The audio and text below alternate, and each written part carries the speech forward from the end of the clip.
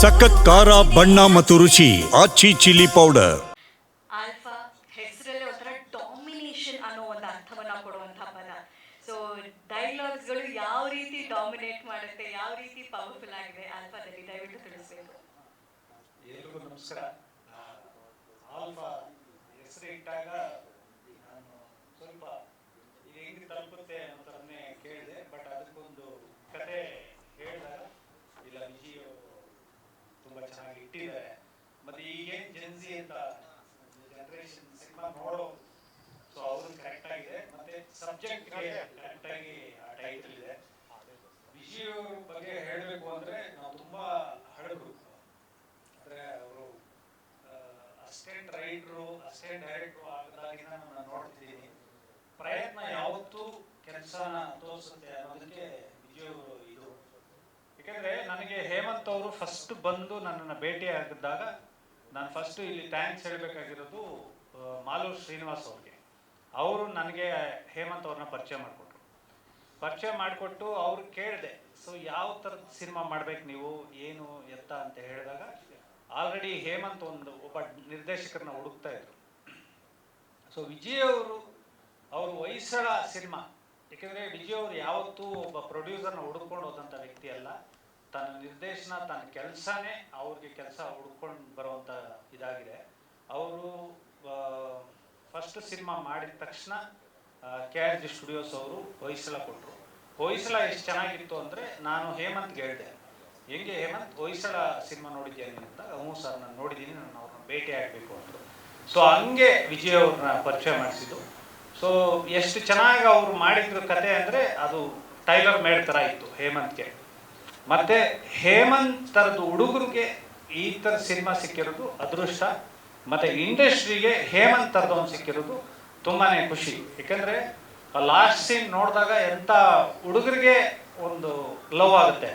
ಇನ್ನು ಅದನ್ನು ಬಿಟ್ಟು ಬೇರೆ ಸಿನಿಮಾ ಪ್ರೀತಿ ಮಾಡೋರಿಗೆ ಮತ್ತು ಯೂತ್ಸ್ಗೆ ತುಂಬಾ ಅಂದರೆ ಒಂದು ಡೆಡಿಕೇಶನ್ನು. ತೆರೆ ಮೇಲೆ ನಾನು ಕಾಣಿಸ್ಕೋತಾ ಇದ್ದೀನಿ, ತೆರೆ ಮೇಲೆ ನಾನು ಹಂಗೆ ರೆಪ್ರೆಸೆಂಟ್ ಮಾಡ್ತಾ ಇದ್ದೀನಿ ಒಂದು ಪಾತ್ರನ ಅಂದಾಗ ಆ ಒಂದು ಇದು ಬೇಕು. ಮತ್ತು ಆ ಎದುರುಗಡೆ ಒಂದು ವಿಲನ್ಸ್ ಅಂತ ಏನಿದ್ದಾರೆ, ಬಾಲು ನಾಗೇಂದ್ರ ಅವರು ತುಂಬ ಲೀಡ್ ಮಾಡಿದ್ದಾರೆ. ನಂದು ಬಾಲು ನಾಗೇಂದ್ರಂದು ತುಂಬ ಹಳೆ ಫ್ರೆಂಡ್ಶಿಪ್ಪು. ಕಡ್ಡಿಪುಡಿ ಸಿನಿಮಾದಿಂದ ಕಾರ್ತಿಕ್ ಬಂದರು. ಸೊ ಇದೆಲ್ಲನೂ ಹಂಗೆ ಆಗ್ತು. ಆಲ್ಫಾ ಅನ್ನೋದು ಇವತ್ತು ಟೀಸರ್ ನಾನು ಇದೇ ಫಸ್ಟ್ ಟೈಮ್ ನೋಡಿದ್ದು. ನೋಡಿದಾಗ ನನಗೆ ಒಂದು ಗೂಸ್ ಬಂಪ್ಸ್ ಇದಾಗುತ್ತೆ. ಯಾಕೋ ಆ ಪದ ಕರೆಕ್ಟಾಗಿ ತಿರುಗಬೇಕು ನನಗೆ.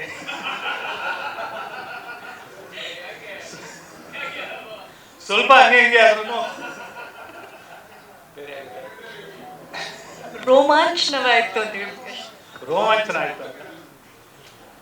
ಆಲ್ಫಾ ಇನ್ನೊಂದು ವಿಷಯಕ್ಕೆ ಏನು ಅಂದರೆ ಟೆಕ್ನಿಕಲ್ ಟೀಮ್ ಸ್ಟ್ರಾಂಗ್ ಇದೆ. ಅನೂಪ್ ಸಲೀನ್ ಅವರು ಮ್ಯೂಸಿಕ್ ಈಗಲೇ ಆ ಥರ ಕೊಟ್ಟಿದ್ದಾರೆ.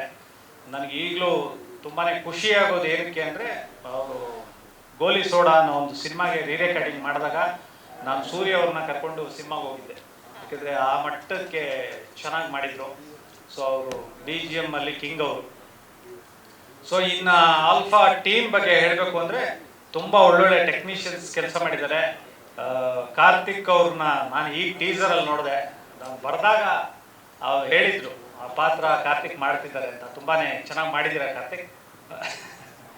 ಯಾಕಂದರೆ ನಾವು ಯಾರ ಬಾಯಲ್ಲಿ ನೋಡು ಹೀರೋ ಮೆಟೀರಿಯಲ್ ಅಂತಲೇ ಹೇಳೋದು ಕಾರ್ತಿಕ್ನ. ಯಾಕೆಂದರೆ ಒಂದು ಬಿಗ್ ಬಾಸ್ ಅನ್ನೋ ಒಂದು ಕಾರ್ಯಕ್ರಮನ ಅಷ್ಟು ವಾರಗಳ ಕಾಲ ಹಿಡ್ಕೊಂಡು ಬಂದು ಕೊನೆಗೆ ಕಪ್ಪೆತ್ತೋದಿದೆಯಲ್ಲ, ಅದು ಅಲ್ಲೇ ಹೀರೋ ಅನ್ಸ್ಕೊಂಬಿಟ್ರು. ಸೊ ರೈಟರ್ಸು ಮತ್ತು ಡೈರೆಕ್ಟರ್ಸು ಇವತ್ತು ಹೇಮಂತ್ ಥರದವ್ರನ್ನ, ಕಾರ್ತಿಕ್ ಥರದವ್ರ ಮೇಲೆ ಬರೆದಾಗ ಇವತ್ತು ನಮ್ಮ ಇಂಡಸ್ಟ್ರಿಗೆ ಹೀರೋಗಳ ಕೊರತೆ ಇದೆ. ಮತ್ತು ನಮ್ಮ ಜನ ಈಸಿಯಾಗಂತೂ ರಿಸೀವ್ ಮಾಡಲ್ಲ. ಫಸ್ಟ್ ಬಾಗಿಲಲ್ಲಿ ನಿಲ್ಲಿಸ್ತಾರೆ, ನಮ್ಮವರು ಅಂತ ಅನ್ನಿಸ್ಕೋಬೇಕು. ಮುಖ ಪರಿಚಯ ಆಗ್ತಾ ಚೆನ್ನಾಗಿ ಆಗುತ್ತೆ.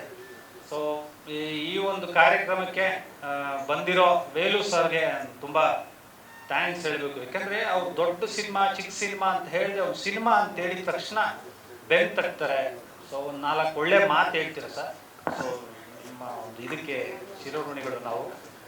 ಮತ್ತು ನೀವು ಮೀಡಿಯಾ ಪರ್ಸನ್ಸು ಈ ಥರದ್ದೊಂದು ಸಿನಿಮಾಗೆ ಸಪೋರ್ಟ್ ಬಂದಿರೋದು ನಮಗೆ, ಯಾಕೆಂದರೆ ಇವತ್ತಿನ ಪರಿಸ್ಥಿತಿಗೆ ತುಂಬಾ ಪ್ರೆಸ್ ಮೀಟ್ಸ್ ಇರುತ್ತೆ. ಸೊ ನೀವೊಂದು ಸಹನೆ ಇಟ್ಕೊಂಡು ಒಂದು ಒಳ್ಳೆ ಯಂಗ್ ಟೀಮ್ನ, ಹೊಸಬರ ಟೀಮ್ನ ಬೆನ್ನು ತಟ್ಟಿದಾಗ ಸೊ ಇಂಡಸ್ಟ್ರಿಗೆ ಇನ್ನೊಂದಷ್ಟು ಜನ ಟೆಕ್ನಿಷಿಯನ್ಸ್ ಬರ್ತಾರೆ, ಹೀರೋಗಳು ಬರ್ತಾರೆ. ಸೊ ಎಲ್ರಿಗೂ ಒಂದು ಕೆಲಸಗಳು ಸಿಗುತ್ತೆ ಮತ್ತು ಜನ ಯಾವತ್ತೂ ಒಂದು ಒಳ್ಳೆ ಕಂಟೆಂಟ್ನ ಒಂದು ಇದನ್ನ ಪ್ರೋತ್ಸಾಹ ಮಾಡ್ತಾರೆ. ಹೌದು, ಒಂದಷ್ಟು ಪೈನ್ ಇದೆ, ಯಾಕೆಂದರೆ 6 ಸಿನಿಮಾ 7 ಸಿನಿಮಾಗಳು ಬಂದಾಗ ಎಲ್ಲೋ ಒಂದು ಕಡೆ ಜನಕ್ಕೂ ನಾವು ದುಡ್ಡು ದುಡ್ಕೊಂತಾರೆ. ಆದರೆ ಅವ್ರ ಸಮಯ ತುಂಬ ವ್ಯಾಲ್ಯೂಬಲ್ ಇರುತ್ತೆ. ಆ ಸಮಯನ ಅವರು ನಮಗೆ ಕೊಡ್ತಾ ಇದ್ದಾರೆ ಅಂದರೆ ಅದಕ್ಕೆ ನಾವು ತಲೆ ಬಗ್ಗಿ ಕೆಲಸ ಮಾಡಬೇಕು. ಸೊ ಒಂದು ಒಳ್ಳೆ ಆಶಾಭಾವನೆ ಅಂತೂ ಇದೆ. ಎಲ್ಲ ಒಳ್ಳೊಳ್ಳೆ ಸಿನಿಮಾಗಳನ್ನ ಸ್ವೀಕಾರ ಮಾಡ್ತಿದ್ದಾರೆ. ಅಲ್ಲೊಂದು ಇಲ್ಲೊಂದು ಅಪಸ್ವರ ಇದ್ರೂ ಕನ್ನಡಿಗರು ಯಾವತ್ತೂ ಕನ್ನಡ ಸಿನಿಮಾಗಳಲ್ಲಿ ನಾವು ಇವತ್ತು ಎಲ್ಲೇ ನಿಂತ್ಕೊಂಡು ಹೇಳಿದ್ರು ಜಾಸ್ತಿ ಮಾರ್ಕ್ಸ್ ತಗೋಬೇಡ್ರಪ್ಪ, 35 ಮಾರ್ಕ್ಸ್ ತಗೊಳ್ಳಿ. ಯಾಕಂದರೆ ಇನ್ನೂ ಸಿನಿಮಾಗಳಲ್ಲಿ ಆಲ್ಮೋಸ್ಟ್ ಸಂಖ್ಯೆ ತುಂಬ ಕಡಿಮೆ ಸಕ್ಸಸ್ಸು. ನಮ್ಮ ಕನ್ನಡಿಗರು ಹೇಳೋದಷ್ಟೇ, ನಮಗೆ 35 ಮಾರ್ಕ್ಸ್ ಬರೀರಪ್ಪ, ನಾವು ಪಾಸ್ ಮಾಡ್ತೀವಿ ಅಂತ. ಸೊ ಅದಕ್ಕೆ ವಿಜಯ್ ಅವರು ಕೆಲಸ ನನಗೆ ತುಂಬ ಇಷ್ಟ. ಯಾಕಂದರೆ ಆ್ಯಕ್ಯುರೇಟ್ ಇರ್ತಾರೆ, ಸಿನಿಮಾ ವ್ಯಾಕರಣ ಕಲ್ತಿದ್ದಾರೆ, ಅವ್ರು ಎಷ್ಟು ಚೆನ್ನಾಗಿ ಕೆಲಸ ತಗೋತಾರೆ. ಅವರು ಯಾವತ್ತೂ ಸಿನಿಮಾ ಮಾಡೋವಾಗ ನೆಕ್ಸ್ಟ್ ಸಿನಿಮಾ ಬಗ್ಗೆ ಯೋಚನೆನೇ ಮಾಡಲ್ಲ. ಆ ಕೆಲಸನ ಅಚ್ಚುಕಟ್ಟಾಗಿ ಮಾಡ್ಕೊಂಡು ಹೋದಾಗ ಅದಕ್ಕೆ ಫಸ್ಟ್ ಸಿನಿಮಾ ಆಗಿದ ತಕ್ಷಣ ಸೆಕೆಂಡ್ ಸಿನಿಮಾ ಸಿಗುತ್ತೆ, ಸೆಕೆಂಡ್ ಸಿನಿಮಾ ಆಗಿದ ತಕ್ಷಣ 3ನೇ ಸಿನಿಮಾ ಸಿಗುತ್ತೆ. ಸೊ ಅವ್ರು ಯಾವುದು ಚಿಕ್ಕದು ದೊಡ್ಡದು ಅಂತ ಮಾಡಲ್ಲ, ತುಂಬ ಚೆನ್ನಾಗಿ ಮಾಡಿದ್ದಾರೆ. ಯಾಕೆಂದರೆ ಟೀಸರ್ ನೋಡಿದ್ರೇ ಹೇಳ್ಬೋದು. ಸೊ ಬಂದಿರೋವಂಥ ಎಲ್ರಿಗೂ ನಾನು ನಮಸ್ಕಾರ ಹೇಳ್ತಾ, ಆಲ್ಫಾ ಅನ್ನೋ ಒಂದು ಸಿನಿಮಾನ ನೀವು ನಿಮ್ಮ ಹೃದಯಕ್ಕೆ ಹಾಕ್ಕೊಳ್ಳಿ, ಬೆನ್ ತಟ್ಟಿ ಅಂತ ಈ ಮೂಲಕ ಕೇಳ್ಕೊಳ್ತೇನೆ.